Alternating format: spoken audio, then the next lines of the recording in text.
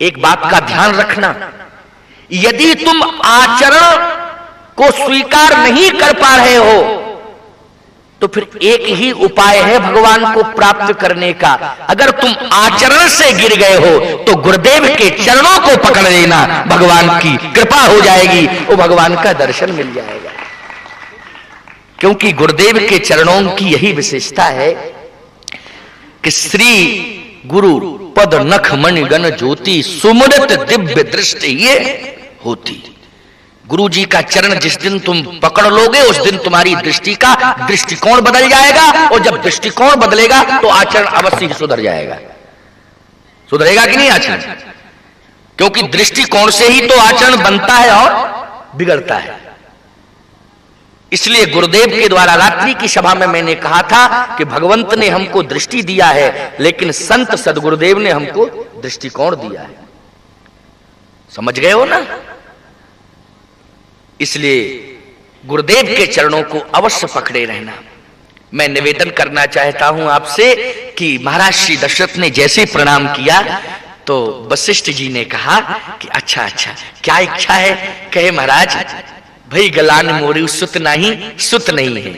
तो एक सुत प्राप्त करने के लिए गए थे, लेकिन वशिष्ठ जी महाराज ने तो ऐसा आशीर्वाद दे दिया कि धरहूं धीर हुई है सुतचारी, त्रिभुवन विदित भगति भयहारी। धरहूं धीर हुई है सुतचारी, त्रिभुवन विदित भगति भयहारी।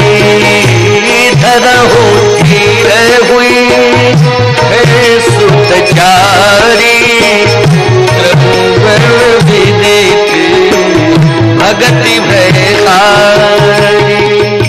हमको गाना नहीं आता है लेकिन कभी कभी गा देता। अच्छा। तो मैं निवेदन करना चाहता हूं, देखो मैं पहले ही बता देता हूं, लेकिन आप लोग फिर भी अच्छा संगत कर रहे हो हमारे साथ, अब अभ्यास हो जाएगा गाने का।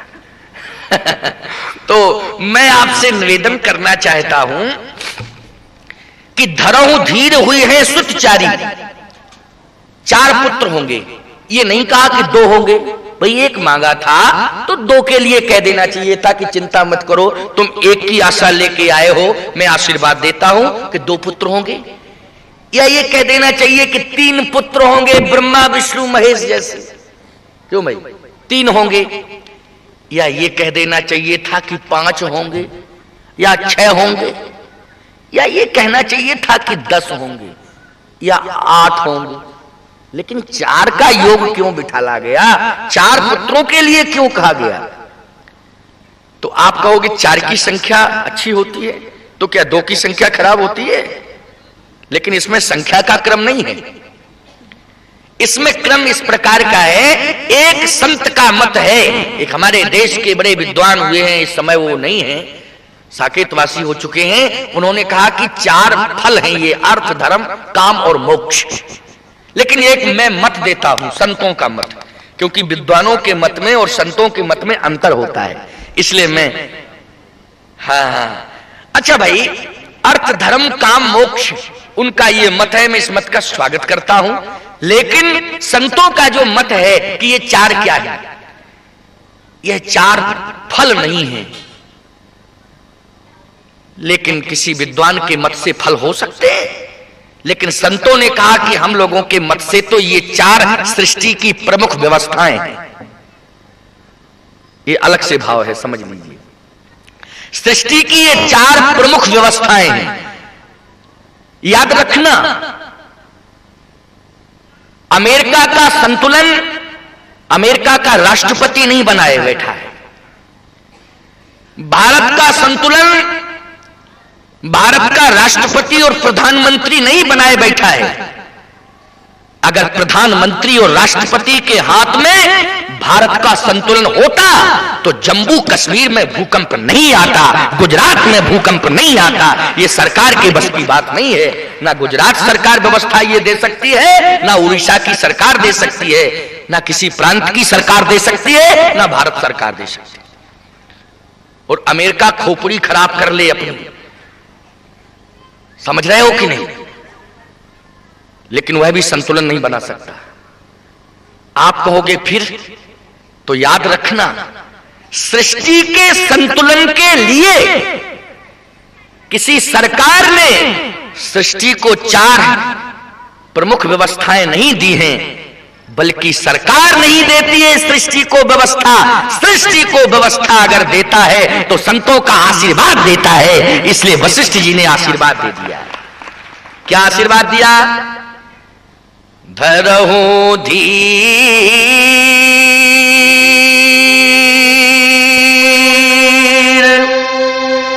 हुई है सुत चारी, त्रिभुवन विदित भगति भय हारी। त्रिभुवन बोलो, सृष्टि हो गया ना त्रिभुवन। अब आप विचार करना, भगति भय हारी। तो 4 सृष्टि को कौन कौन सी व्यवस्थाओं की आवश्यकता है? 4 प्रमुख व्यवस्थाएं कौन कौन सी हैं? तो समझना, पहली व्यवस्था, संपूर्ण सृष्टि को आनंद की आवश्यकता है। किसकी आवश्यकता है? आनंद की आवश्यकता। तो आनंद कौन देगा? याद रखना, शतरंज खिलाने वाला और खेलने वाला नहीं देगा आनंद। क्रिकेट का खिलाड़ी सचिन तेंदुलकर आनंद नहीं दे सकता है, समझ लेना। नाचने वाला अमिताभ बच्चन आनंद नहीं दे सकता है। आनंद कौन देंगे? ये तो सब तुम्हारा क्षणिक आनंद है ना। थोड़ा सा तुमने देखा, आजकल टीवी पर प्रचार आता है ना, सत्य के बारे में भी लोगों ने जाने क्या क्या नहीं निकाल दिया। एक बार मैं टीवी देख रहा था तो उस पर आया एक लड़का, बोला मम्मी आज का सत्य क्या है? कहा हमाम। एक हमाम साबुन का प्रचार आया ना कि तो वो लड़का कहता है मम्मी आज का सत्य हमाम। हमाम है सत्य, धर्म न दूसर सत्य समान, है ना कि हमाम।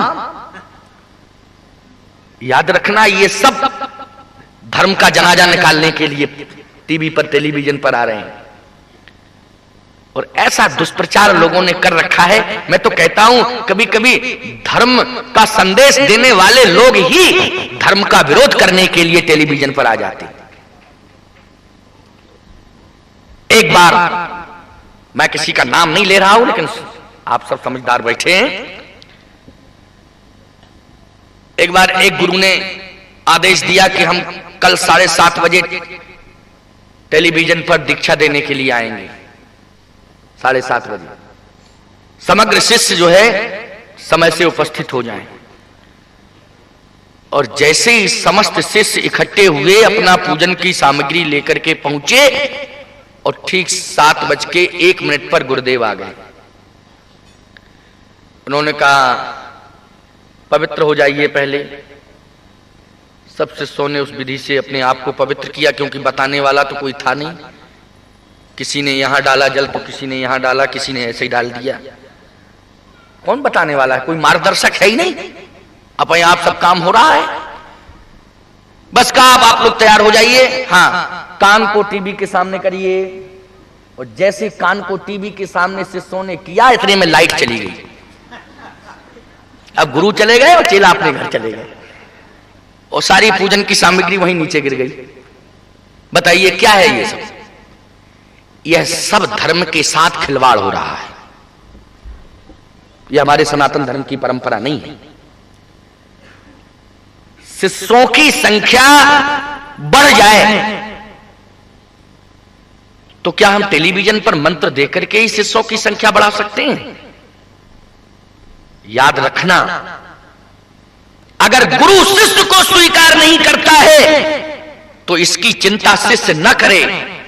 लेकिन शिष्य ने अगर गुरु को स्वीकार कर लिया है तो जितना सजीव द्रोणाचार्य से अर्जुन को धनुर्विद्या का ज्ञान प्राप्त हुआ था, जितना मिट्टी के द्रोणाचार्य से एकलव्य को ज्ञान प्राप्त हो गया था। इसलिए शिष्य की आस्था तो होनी चाहिए। इसलिए धर्म के साथ खिलवाड़ नहीं होना चाहिए। आज वशिष्ठ जी महाराज ने कहा चिंता मत करो, 4 पुत्र होंगे। ये 4 सृष्टि की व्यवस्था है। तो विचारवान श्रोताओं जरा विचार करना, सृष्टि को पहले किसकी जरूरत है? आनंद की। तो आनंद के रूप में किसको दिया? कहे वशिष्ठ जी ने आशीर्वाद देकर के सारी सृष्टि को आनंद दे दिया, श्री राम जी को भेज करके। जो आनंद सिंधु सुख राशि सीकर त्रयी लोक सुपासी। जो आनंद सिंधु सुख राशि सीकर त्रयी लोक सुपासी। जो आनंद सिंधु सुख राशि। अच्छा, आनंद के रूप में श्री राम हुए। तो केवल सृष्टि को आनंद की ही आवश्यकता है, इसके अलावा और किसी की जरूरत नहीं है? नहीं, दूसरी व्यवस्था की आवश्यकता। क्या? आनंद आपके जीवन में हो, लेकिन भोजन की पर्याप्त व्यवस्था ना हो तो संतुलन खराब हो जाएगा कि नहीं हो जाएगा? बोलो।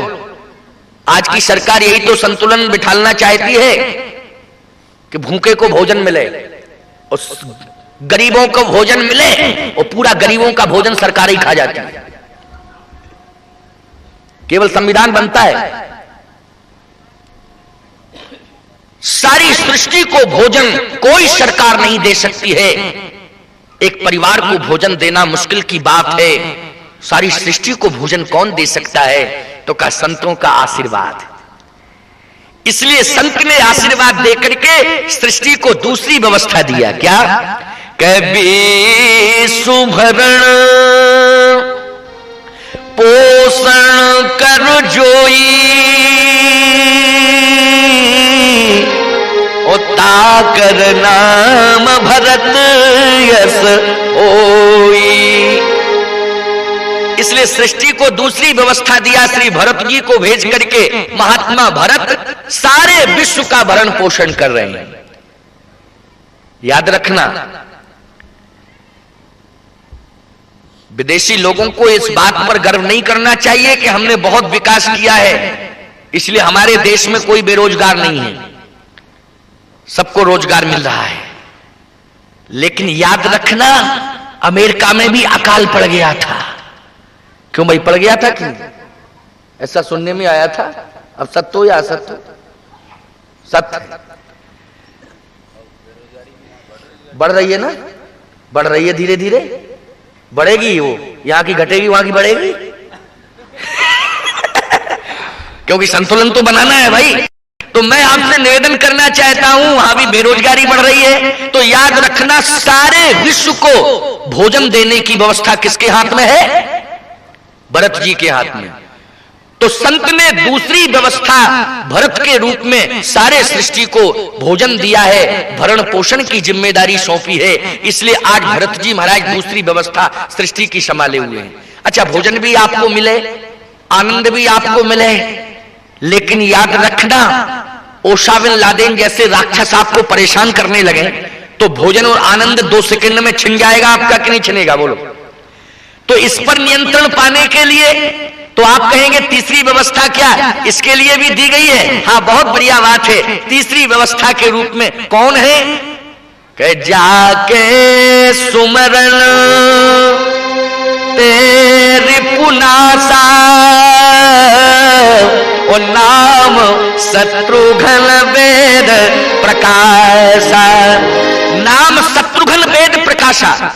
अब आप कहोगे शत्रुघ्न शत्रुघ्न नाम लेने से क्या राक्षस मर जाएंगे? तो याद रखना, हमारे यहां शत्रुघ्न को वेद प्रकाशा, वेद का अवतार शत्रुघ्न को माना गया है। किसका अवतार माना गया?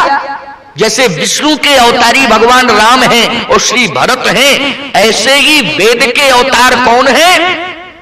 श्री शत्रुघ्न जी हैं।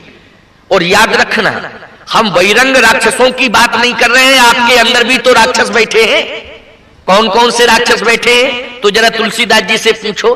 तुलसीदास जी कहते, प्रभु हम बहुत परेशान हैं। कहा क्यों परेशान हो? तुलसी ने कहा इसलिए हृदय में राक्षसों ने अधिकार पा लिया है। राक्षस बैठ गए हृदय में, हृदय में तो तुलसी मैं बैठा था, तुम्हारे हृदय में तो मैं बैठा था, लेकिन अब राक्षस क्यों बैठ गए? तुलसीदास जी कहते मम हृदय भवन प्रभु तोरा, तहां आए बसे बहु चोरा।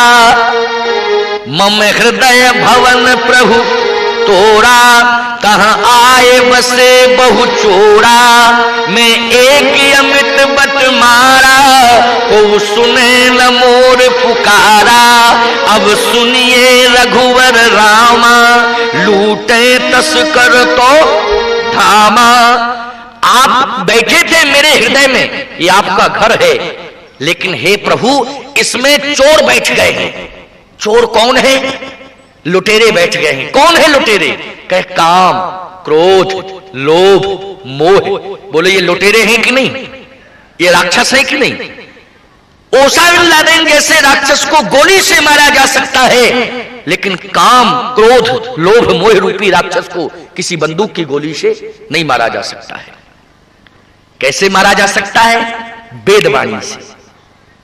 ये जो वेदवाणी हो रही है ना, उपदेश आप सुन रहे हो, बोलो ये हृदय के जो विकार हैं ये सब नष्ट हो रहे हैं कि नहीं? और ये विकारों का नष्ट होना ही राक्षसों का नष्ट होना है। यही एक उपाय है। तो शत्रुघ्न वेद हैं, इसलिए वेदवाणी से सृष्टि के जन प्राणियों के समस्त विकार नष्ट होंगे। इसलिए शत्रुघ्न जी को किस लिए भेजा गया है? अंदर के राक्षसों को समाप्त करने के लिए। ये तीसरी सृष्टि की व्यवस्था हो गई। अच्छा, चौथी व्यवस्था क्या है? तो याद रखना, चौथी व्यवस्था यह है कि राक्षस भी अंदर के समाप्त हो जाए, आनंद भी मिल जाए, भोजन भी पर्याप्त मिले, लेकिन हम रात को सोएं और सुबह जाग ना पावे, और मकारा नींव ऊपर हो जाए और लेंटर नीचे हो जाए।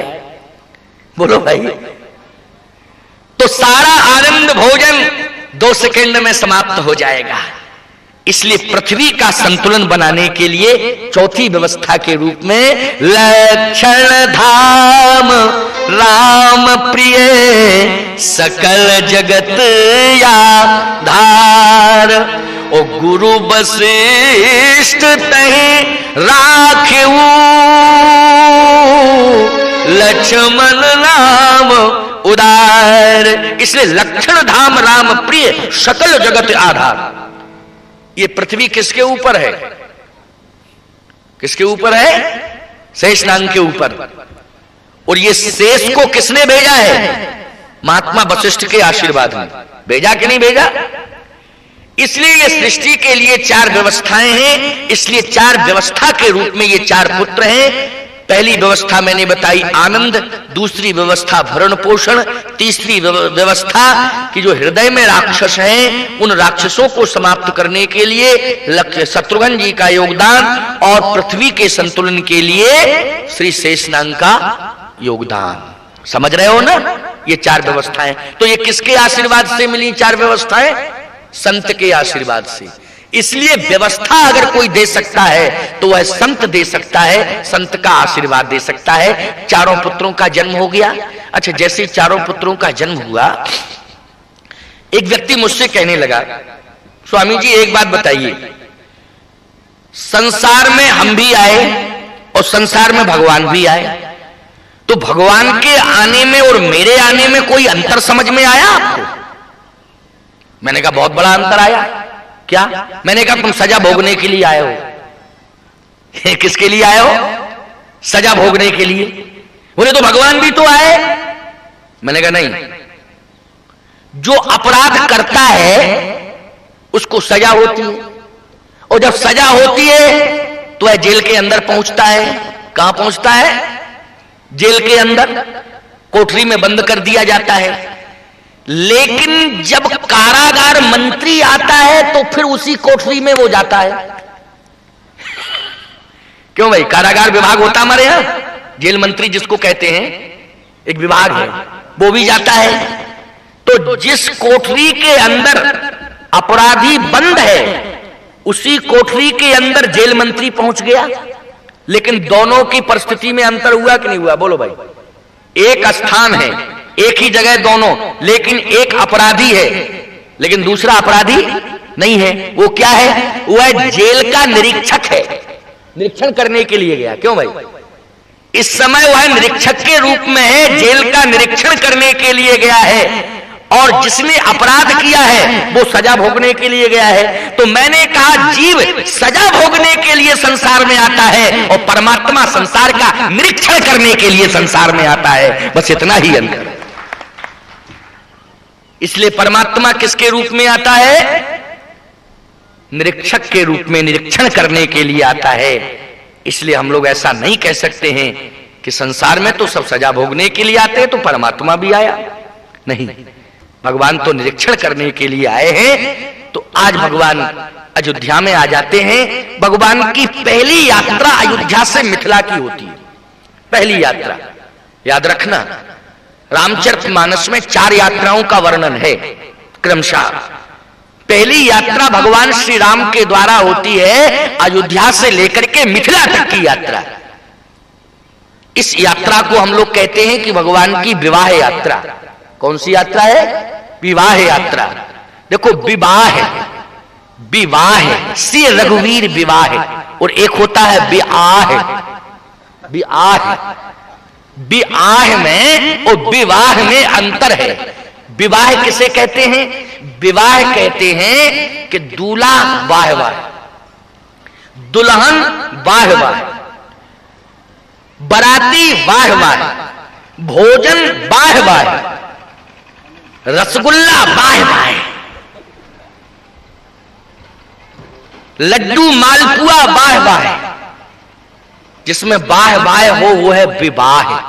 और विआह जिसमें आह आह हो, टीवी आह, कूलर आह, पंखा आह, डबल बेड आह, 10 लाख रुपया आह,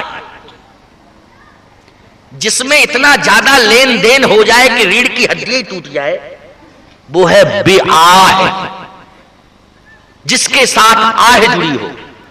और आज आप देख रहे हो ना, ये दहेज के दानों के कारण विवाह नहीं हो पा रहे हैं, विआह हो रहे हैं। बोलो, हो रहे हैं कि नहीं? इसलिए सावधान। श्री राम जी का तो श्री रघुवीर विवाह है, जे सप्रेम गावे सुने। तो भगवान की पहली यात्रा अयोध्या से मिथिला तक की हुई। इस यात्रा का क्या नाम है? विवाह यात्रा। और इस विवाह यात्रा के क्रम में आप कहोगे विवाह में तो विवाह की फलश्रुति तो है नारी को प्राप्त करना, है ना? तो भगवान ने इस विवाह की यात्रा में एक नारियों को प्राप्त नहीं किया, 3-3 नारियों को प्राप्त किया। बोलो, किया कि नहीं? और भगवान ने तीनों के साथ व्यवहार अलग अलग किया। इस विवाह यात्रा में पहली नारी के रूप में ताड़का मिली राम जी को, मिली कि नहीं मिली? और हम आपसे प्रार्थना करते कि आपके विवाह की यात्रा में आपको ताड़का ना मिले। आजकल ज्यादातर ताड़काएं तो मिल रही हैं, क्यों मिल रही कि नहीं मिल रही? इसलिए तुम लोग परेशान हो। ताड़का, कोई भी बात के लिए आप पत्नी से कहो, सुन ताड़का क्रोध कर भाई, अच्छा हमसे ऐसा कर रहे हो? ताड़का ही मिल रही है। एक बार तो एक आदमी घर में आया और पत्नी से बोला, ठंडी बहुत है, जल्दी पानी गर्म करो। पत्नी यूं बैठी चेयर पर, आंख से आंख मिला के देख रही है। तो कहता, सुनती नहीं हो? मैंने कह दिया पानी गर्म करो, नहीं तो? पत्नी बोली, नहीं तो क्या करोगे? बोले, ठंडे से नहा लूंगा। ये है आदमी आजकल। तो ताड़का ही मिल रही है विवाह में। भगवान राम को भी पहले ताड़का ही मिली, लेकिन भगवान श्री राम ने ताड़का को देखा तो ताड़का का मरण किया। क्या किया? मरण। पहली यात्रा के पहले क्रम में ताड़का, और दूसरे क्रम में अहिल्या, और तीसरे क्रम में माता जानकी। क्यों भाई? और भगवान ने तीनों के साथ अलग अलग व्यवहार किया। क्या? ताड़का का मरण किया और अहिल्या का तरण किया और जानकी जी का वरण किया। ये तीनों अंतर भगवान ने किए कि नहीं किए? चले जात मुनि दीन दिखाई, तो सुन ताड़का क्रोध कर ढाई, एक ही बाण प्राण हर लीना, तो दीन जान तहि निज पद दीना। भगवान ने उसका मरण किया। अहिल्या जब भगवान को मिली तो भगवान श्री राम ने देखा। कैसे देखा? बोले पूछा मुनि। देखो, तारका को देख करके भी भगवान ने पूछा और अहिल्या को देख करके भी भगवान ने पूछा। जैसे तारका दौड़ी तो विश्वामित्र जी ने कहा, राम जी ने कहा, गुरुदेव ये कौन? विश्वामित्र जी ने कहा, पहले मैंने बता दिया था ना कि तारका मिलेगी इस मार्ग में। दो मार्ग हमने बताए थे पहले, जब हम तिराहे पर खड़े हुए थे तो एक मार्ग तो अयोध्या की ओर गया था और दो मार्ग हमारे आश्रम की ओर आए थे। तो उस तिराहे पर राम, हमने तुमसे पहले ही कह दिया था कि ये जो मार्ग है ये बड़ा छोटा मार्ग है, इस मार्ग से आश्रम में बहुत जल्दी पहुंचा जा सकता है, लेकिन यह संवेदनशील क्षेत्र है, अति संवेदनशील क्षेत्र। कहा क्यों? बोले ये थोड़ा बिहार और झारखंड को क्रॉस कर रहा है जिसमें नक्सली रहते हैं, ये अति संवेदनशील मार्ग है ना। इसलिए श्री राम अगर जल्दी पहुंचना है तो फिर इस मार्ग से चला जाए जो अति संवेदनशील है, और थोड़ा सा टाइम लगेगा, ये मार्ग जो है समय से पहुंचाएगा, इसमें विलंब लग सकता है। तो लक्ष्मण जी ने तुरंत कह दिया कि आप इसकी चिंता मत करो, नक्सलियों से हम निपट लेंगे। जगमा सखा निशाचर जेते, लक्ष्मण हनई निमिषमा देते। इसलिए आप चिंता मत करो। जैसे ही राम जी ने उस छोटी यात्रा, छोटे रास्ते से प्रवेश किया, तुरंत ताड़का दौड़ी। सुन ताड़का क्रोध कर ढाई। विश्वामित्र जी से राम जी ने कहा, ये कौन? ये कौन? कहा ये राक्षसी है, इसलिए राम इसका वध करो। राम जी ने कहा, गुरुजी आपने ये कहा था अति संवेदनशील क्षेत्र है, इस क्षेत्र में राक्षस रहते हैं, लेकिन ये तो राक्षसी है और आप कह रहे हैं इसको मारो, तो ये तो अबला है, अबला, और हम रघुवंशी अबला पर हाथ नहीं उठाते। विश्वामित्र जी ने कहा, तो पहले कहना चाहिए था ये तुमको, जब वो आक्रमण कर रही है तब कह रहे हो कि हाथ नहीं उठाते। अगर तुम हाथ नहीं उठाओगे राम, तो ये तीनों पर हाथ उठा देगी। अभी वो हम तीनों को उठाए, हाथ ही नहीं उठाएगी, ऊपर उठा देगी। ये बड़ी विचित्र है। इसलिए अबला नहीं है, ये सबला है। क्या है? सबला। इसको अबला नहीं समझना चाहिए। जाने कितने ऋषि मुनियों को खा गई, ये वो अबला है। इसलिए राम इसका वध करो। राम जी ने उसका वध किया। वध करने के बाद जैसे आगे का क्रम प्रारंभ किया तो दूसरी नारी पाषाण के रूप में मिल गई ना, पाषाण की शिला। वहां पूछा भगवान राम ने, पूछा मुनि शिला प्रभु देखी, सकल कथा मुनि कही विषेखी। जैसे पूछा कि ये कौन, तो पूरी कथा विश्वामित्र जी ने सुना दी। अब जब कथा विश्वामित्र जी सुनाने लगे तो ईमानदारी से बताओ, अहिल्या की कथा थी कि व्यथा? बोलो भाई। सकल कथा मुनि कही, सकल कथा मुनि कही, तो कथा थी अहिल्या की कि अहिल्या के जीवन में व्यथा थी? व्यथा थी, व्यथा। तो राम जी ने सुनकर के कहा, गुरुदेव आप जैसा विज्ञ संत अगर व्यथा को कथा कहने लगे तो ये आश्चर्य की बात है, क्योंकि जब आप कथा सुना रहे हैं तो सुनने में तो इसके जीवन की पूरी व्यथा लग रही है, आप कहते कथा। विश्वामित्र जी ने कहा, राम बस यही अंतर है, इसके जीवन में व्यथा है लेकिन आज इसकी कथा बन गई। कहा क्यों? बोले जिस जीव के बारे में कहने वाला महात्मा हो और सुनने वाला परमात्मा हो, तो जिस जीव के जीवन की व्यथा को कहने वाला महात्मा होता है और सुनने वाला परमात्मा होता है, तो उस जीव की व्यथा व्यथा ना होके कथा हो जाती है। इसलिए रघुनंदन आज ये कथा हो गई इसकी, क्योंकि कहने वाला महात्मा और सुनने वाला परमात्मा। बोलो सुनने वाला कौन था? परमात्मा। और कहने वाला कौन था? महात्मा। अब व्यथा रहेगी कि कथा हो गई? कथा, इसलिए इसकी ये कथा है। गौतम नारी साप बस उपल देहि धर धीर, और चरण कमल रज चाहती, अब तो कृपा करहु रघुवीर, कृपा करहु रघुवीर, अब इसके ऊपर आप कृपा करिए। भगवान ने कहा कि अब फिर समस्या सामने खड़ी हो गई।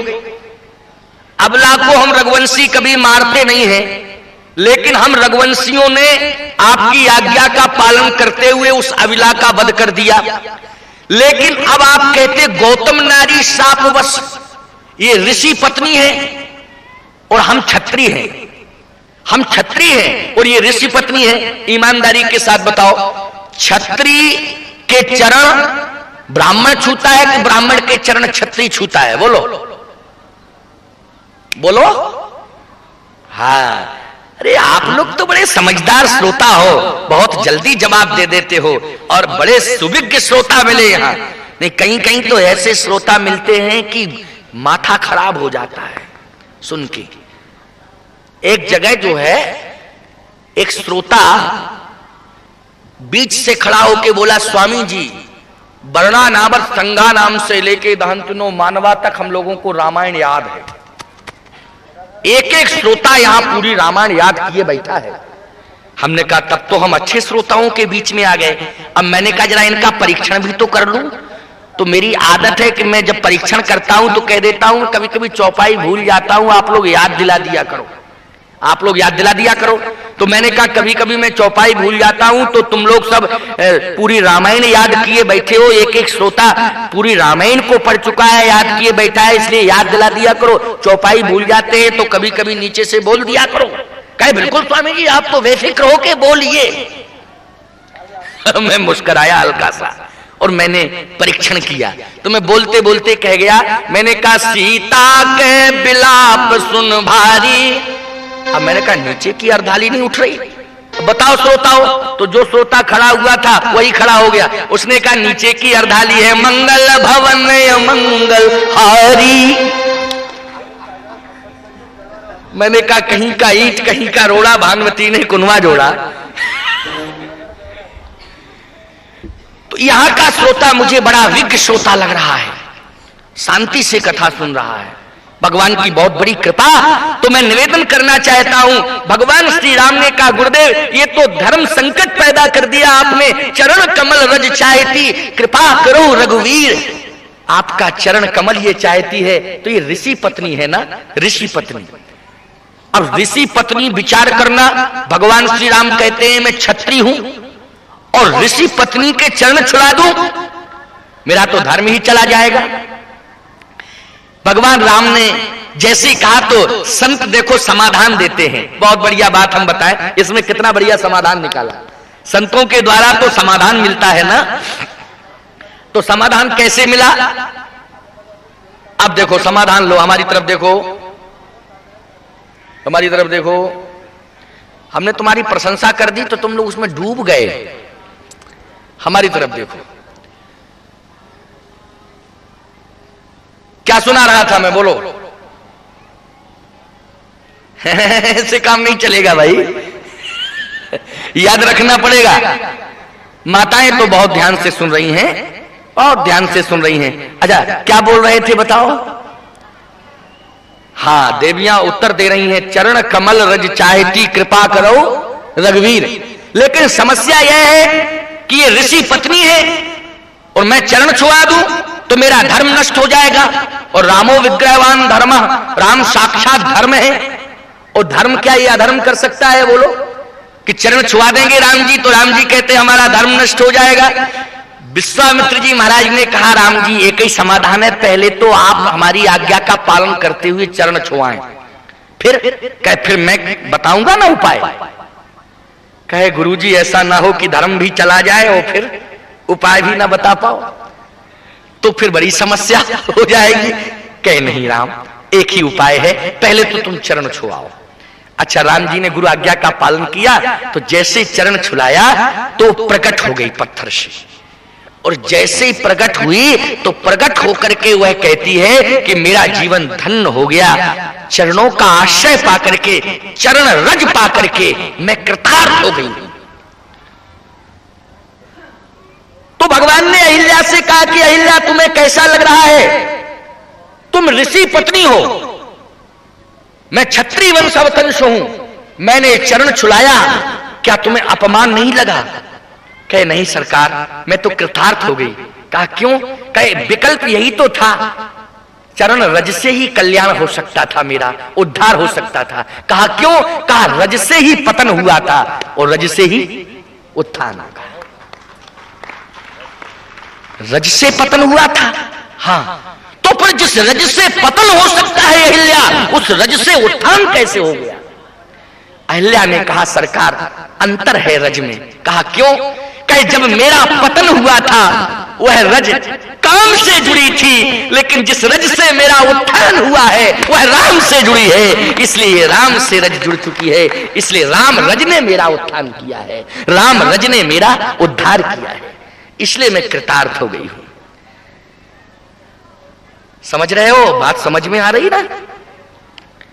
इसलिए मेरा उद्धार हो गया, मैं तो कृतार्थ हो गई हूं। रघुनंदन राघव राम, जितने भी पत्थर थे उस वन के, वो पत्थर सब प्रसन्न हो गए। लक्ष्मण जी ने कहा पत्थरों तुम क्यों प्रसन्न हो रहे हो? क्या तुम भी चाहते हो कि हमें भी छुला दें? तो तुम सब इंसान बन जाओ। पत्थरों ने कहा नहीं, हमें इंसान नहीं बनना है। कहा क्यों? कहीं इंसान आपके काम नहीं आएगा, लेकिन पत्थर आपके काम आएंगे। ठीक है ना? ये पत्थर कहते हैं हे राम, हमको इंसान नहीं बनना है, क्योंकि इंसान से अच्छा तो पत्थर होता है। किसी इंसान से पूछो यहां से भुवनेश्वर कितना किलोमीटर, तो कहेगा चले जाओ सीधे, जितना होगा उतना मिल जाएगा। लेकिन पत्थर कह देता है 330 किलोमीटर है। क्यों भाई? कह देता कि नहीं? पत्थर। लेकिन इंसान कहता है मुझे मालूम नहीं, चले जाइए, चले जाइए, आगे बढ़ो, आगे बढ़ो, आगे बढ़ो। कितना आगे बढ़ेगा? बताने वाला जब बताएगा नहीं तो कितना आगे बढ़ेगा? हिमालय से टकरा के मर जाए कि हिंद महासागर में डूब के मर जाए? बोलो भाई, आगे बढ़ने की भी एक हद होती है। लेकिन पत्थर कह देता है, क्यों भाई? इंसान को ढांढस बंधा देता कि नहीं बंधा देता राहगीर को कि 320 किलोमीटर है, और मनुष्य कहता मुझे कुछ पता नहीं है, चले जाइए। इंसान से अच्छा पत्थर होता है। रोड के हर मील पर लिख देना ये इबादत है, रोड के हर मील पर लिख देना ये इबादत है। नापाक जिंदगी को मंजिल नहीं मिलती। इसलिए याद रखो, पत्थरों से भी कुछ सीख लो तुम। पत्थरों ने कहा हमें इंसान नहीं बनना है, हम पत्थर ही ठीक है। तो प्रसन्न क्यों हो रहे हो? क्या चाहते हो?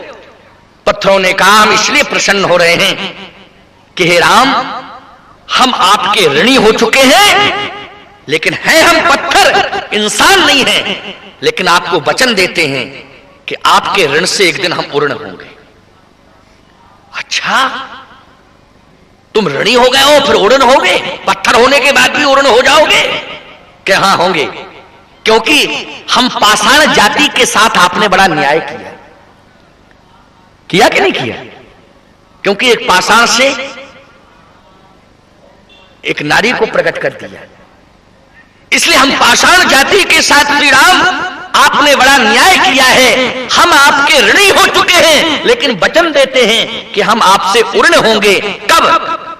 हे राम, आज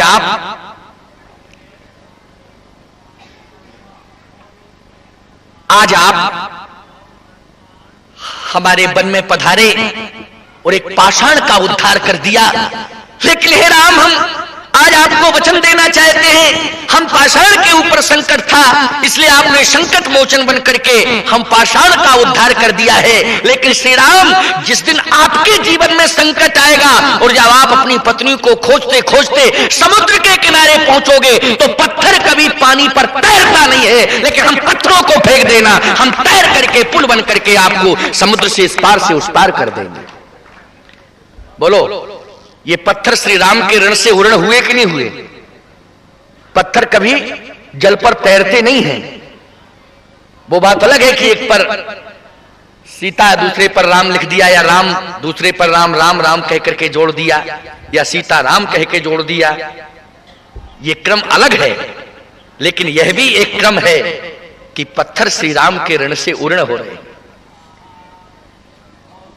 आज अहिल्या का उद्धार किया, उद्धार तो हो गया। अब राम जी बोले, गुरुजी अब हम क्या करें बताओ, हम तो फंस गए, अब आप बताओ हमारा उद्धार कैसे हो? विश्वामित्र जी बोले, अब राम हो जाएगा, चिंता क्यों करते हो? राम जी ने कहा, नहीं नहीं गुरुजी, ये गड़बड़ बात है, अब आप हमारा उद्धार करिए। अच्छा, इसी यात्रा के क्रम में अभी अयोध्या से भगवान जब तक अहिल्या का उद्धार नहीं किए थे तो प्रसन्न थे। हरस चले मुनिवृंद, यानी वो क्या है, मुनि भय हरण, पुरुष सिंह दो वीर, हरस चले मुनि भय हरण। हरस चले, हर्षित होकर के राम जी चल रहे थे, लेकिन जैसे ही भगवान श्री राम ने अहिल्या पर चरण चुलाया और आगे चले तो प्रसन्न नहीं। आप कहो कैसे? जैसे राम जी चले तो गंगा के तट पर पहुंचे। चले राम लक्ष्मण मुनि संगा, तो गयऊ जहां जग पावन गंगा। चले राम, पहले हरस चले मुनि भय हरण, लेकिन अब चले राम लक्ष्मण मुनि संगा। कोई शब्द प्रसन्नता का तो नहीं जुड़ा इसमें। गए जहां जग पावन गंगा, तो कहे राम जी प्रसन्न क्यों नहीं है? कहे इसलिए प्रसन्न नहीं है क्योंकि एक कार्य जो कर दिया ना, ऋषि पत्नी पर चरण रख दिया ना, प्रसन्न कैसे हो जाएंगे राम जी? फिर उद्धार कैसे होगा? तो याद रखो, अगर जीवन में देखो, ऐसा मत सोचना कि भगवान से अपराध हो गया, भगवान खुद कह रहे हैं इसलिए हम कह रहे हैं कि मुझसे अपराध हो गया। यदि अपराध हो जाए तो प्रायश्चित करने के लिए आप गंगा के तट पर पहुंचे, मंदाकिनी के तट पर पहुंचे, या किसी तीर्थ में पहुंचे। कहां पहुंचे? तीर्थ में पहुंचे। तो राम जी कहां पहुंचे? गंगा के तट पर। गयऊ जहां जग पावन गंगा, गंगे तव दर्शनार्थ मुक्ति, गंगा का दर्शन करने से ही मुक्ति मिल जाती है। और आज गंगा का दर्शन करने के लिए ही नहीं पहुंचे भगवान, बल्कि गंगा में स्नान करने के लिए पहुंचे। और जैसे गंगा में स्नान करने के लिए पहुंचे तो प्रायश्चित का एक सुंदर उपाय बताया विश्वामित्र जी ने। क्या? कि वो तीर्थ में पहुंचे व्यक्ति फिर गंगा में स्नान करे और ब्राह्मणों को दान दे। क्यों भाई? हो गया ना प्रायश्चित। और राम जी ने यही किया। क्या किया? बोले चले राम लक्ष्मण मुनि संगा, गयऊ जहां जग पावन गंगा। चले राम लक्ष्मण मुनि संगा, गयऊ जहां जग पावन गंगा।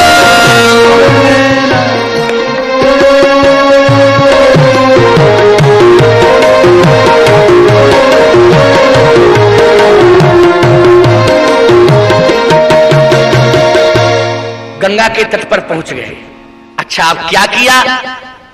तब प्रभुर सन समेत नहाने, तब प्रभुर सन समेत नहाने।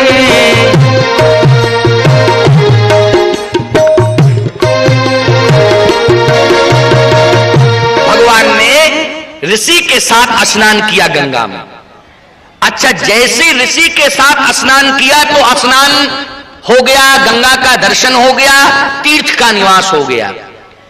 इतने पर भी संतोष नहीं मिला तो विविध दान महिदेवन पाए। भगवान राम ने विप्रों को दान दिया, दान देकर के भगवान को पूर्ण संतोष मिल गया। फिर तो गोस्वामी जी को लिखना पड़ा कि हरस चले मुनि वृंद सहाया, तब बेग विदेह नगर निय राया। अब राम जी के जीवन में प्रसन्नता आ गई। हरस चले मुनि वृंद सहाया, हर्षित होकर के भगवान चल दिए कहां? बेग विदेह नगर निय राया। जैसे बेग विदेह नगर निय राया, अब उस नगर में एक बड़ी सुंदर घटना घटती है। जरा इस घटनाक्रम को समझ लीजिए। यहां तक राम जी को संतोष तो मिल गया, लेकिन पूर्ण संतोष कब मिला, बस इस बात को सुन लीजिए। और क्योंकि 12 बज गए हैं, थोड़ी देर तक और बैठो।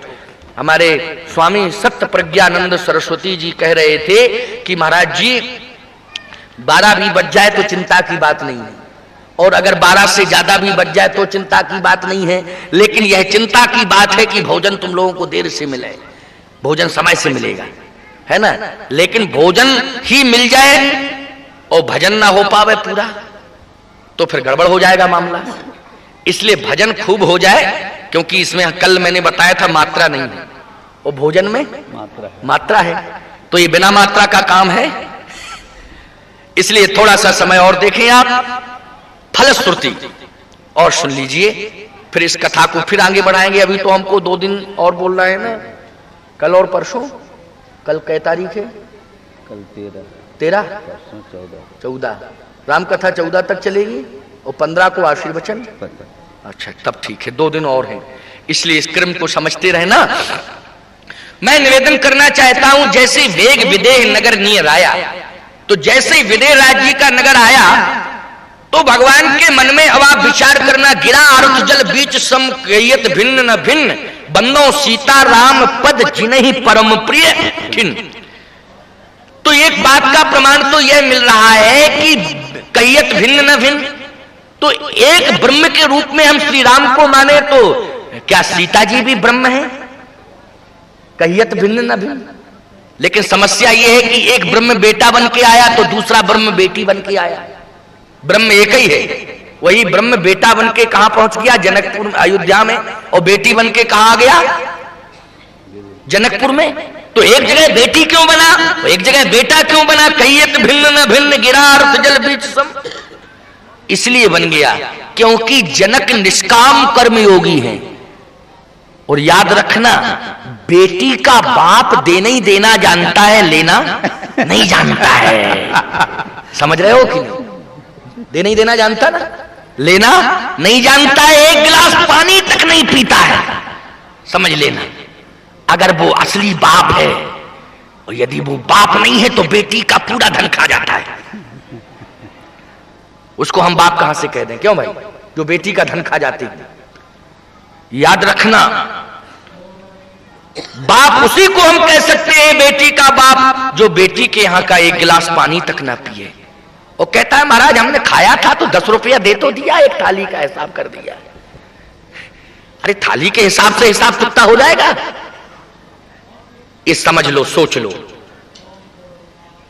देखो भाई, जहां तक तुम्हारा चल जाए तो चलाओ, नहीं ऐसा मत कहना कि महाराज जी तो बड़ा धर्म संकट में डाल दिए, हम तो 3-4 साल से बेटिया का खा रहे थे, अब करें तो क्या करें?